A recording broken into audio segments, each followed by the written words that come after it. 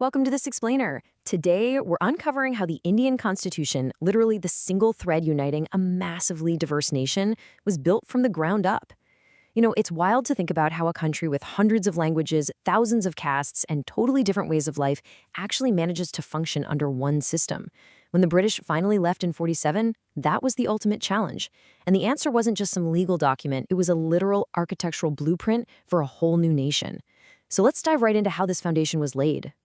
Here's our blueprint for today. We're going to hit the constitutional demand, meet the builders, check out the drafting and key committees, and look at the sources.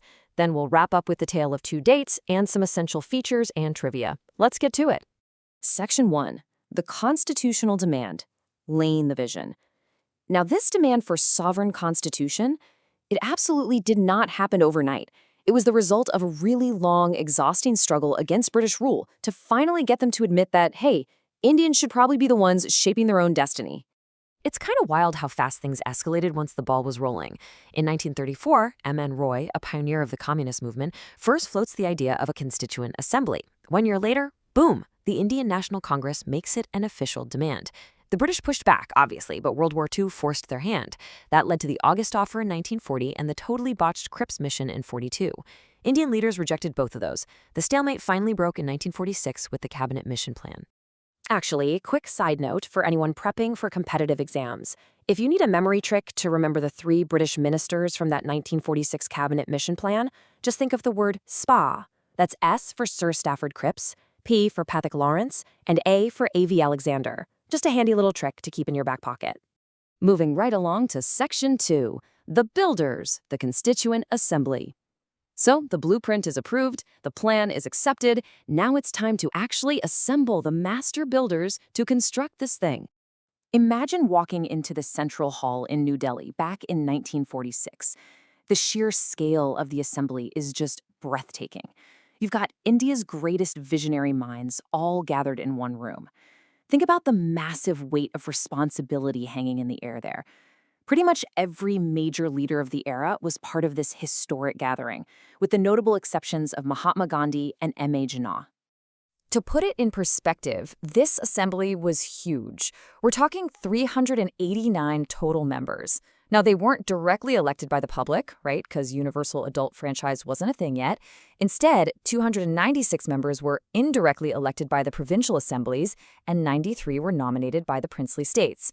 It was all about making sure every community across the subcontinent had a voice at the table. And here is something I find absolutely amazing. Out of those 389 members, there were 15 women. Powerful, trailblazing women like Sarojini Naidu, Hansa Mehta, and Durgabai Deshmukh. I mean, having that kind of female representation in 1946, that was way, way ahead of global norms at the time. And man, did they get to work fast. Day 1, December 9th, 1946, they elect the oldest member, Dr. Sachidananda Sinha, as the temporary president, kind of borrowing a French tradition there. 2 days later, on the 11th, Dr. Rajendra Prasad becomes the permanent president. Fast forward another 2 days to the 13th, and Jawaharlal Nehru drops the objective resolution. That was the foundational roadmap that eventually evolved into our modern preamble. Talk about a productive week. Right. Section 3. Drafting and key committees. Dividing the labor. As you can guess, building a constitution is a colossal project. It's literally like constructing a skyscraper. You can't have everyone hammering the same nail. So they efficiently split the work into specialized committees to tackle different parts of the governance structure. And here's another brilliant little exam hack for you. If you're trying to remember who chaired what, look for a pattern in the committee names. Anytime you see the word union, boom, Jawaharlal Nehru. If the committee deals with provincial matters or fundamental rights, that's Sardar Vallabhbhai Patel. Makes total sense. He's the guy who united the provinces. And the steering committee guiding the whole ship, naturally, that went to the Assembly's president, Dr. Rajendra Prasad. Easy, right? But the real heavy lifters? That would be the drafting committee, set up in August 1947. Their whole job was to take all the reports from those other committees and somehow forge them into a cohesive legal document. And leading this charge was the brilliant legal expert and social reformer, Dr. B.R. Ambedkar, the absolute father of the Indian Constitution, working alongside his 6 trusted colleagues to fiercely debate and defend every single clause. Okay, Section 4, Sources of the Constitution, the Materials. Let's talk about the raw materials they used. You'll sometimes hear critics dismiss our Constitution as just a bag of borrowings. But Dr. Ambedkar totally flipped that script. He said no, it's actually about learning from the absolute best practices globally, tweaking them for India's specific vibe, and avoiding the epic mistakes other countries made. So rather than just doing a simple copy-paste, they got creative. A massive 60% of the base structure came straight from the Government of India Act of 1935, mostly because folks were already used to it. Then, they snagged the parliamentary system and single citizenship from the UK. The whole idea of written fundamental rights and judicial review, that's from the US, and those directive principles of state policy guiding government welfare, straight out of Ireland's playbook. And they literally scoured the globe. They wanted to keep the country united, so they grabbed a strong center federal model from Canada. The concurrent list? Thanks, Australia. Emergency suspension of rights came from Germany's Weimar Constitution. And of course, they beautifully wove the French revolutionary ideals, liberty, equality, fraternity, right into the preamble.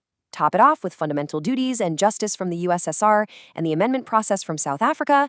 And honestly, it's a total masterclass in global constitutional study. Which brings us to Section 5, the tale of two dates, the grand unveiling.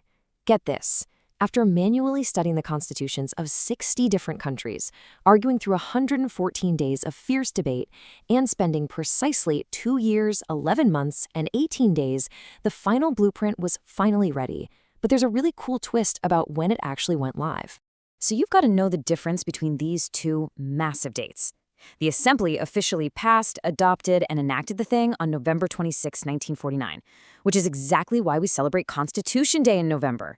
But they deliberately hit pause. They waited 2 entire months before officially rolling it out and enforcing it across the nation, an event we call the official commencement. So why hold off until January 26, 1950? Well, it was a deeply emotional choice. Way back in December 1929, the Congress vowed to fight for Purna Swaraj, complete independence, and they picked January 26, 1930 to be their symbolic Independence Day. To keep the historical importance of that specific date alive, they decided, hey, this is the day we officially become a republic. And that, my friends, is exactly why Republic Day is January 26th. Moving to Section 6, Key Features and Trivia, the final masterpiece. Before we wrap up this explainer, let's take a quick look at the masterpiece itself, plus a few incredible trivia facts that pop up on tests all the time. Right off the bat, this is the longest written constitution in the world. No joke.